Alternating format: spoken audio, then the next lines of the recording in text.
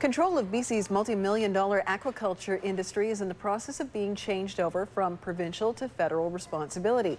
It's a result of a BC Supreme Court decision in February. The Department of Fisheries and Oceans will oversee the industry starting later this year. The DFO has been in talks with stakeholders over how best to manage the industry, and they've released their proposed regulations. A News reporter Gord Kurbis has the details.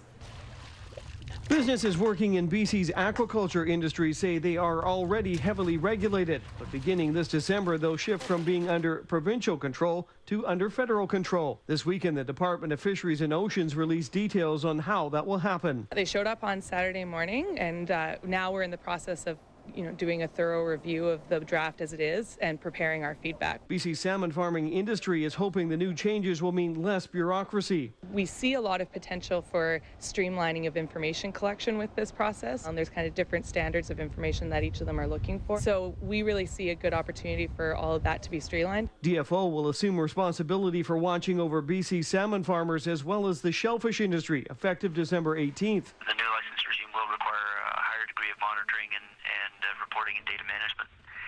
The second big thing is that the federal government's enforcement presence and investment in enforcement will be a little higher than what the province is able to muster right now.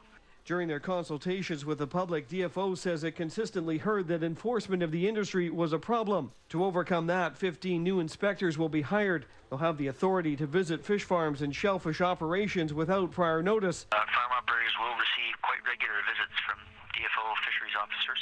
They will be looking for full compliance with our licenses and all of the terms and conditions attached to them. The Salmon Farmers Association says they've already been subject to random inspections and will welcome them under DFO.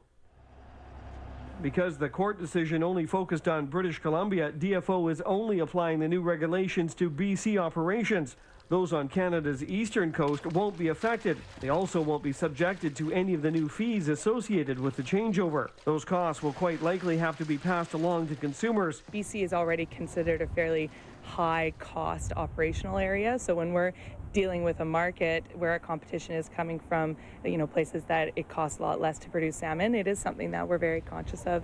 The industry and members of the public will now have 60 days to comment on the proposed DFO regulations.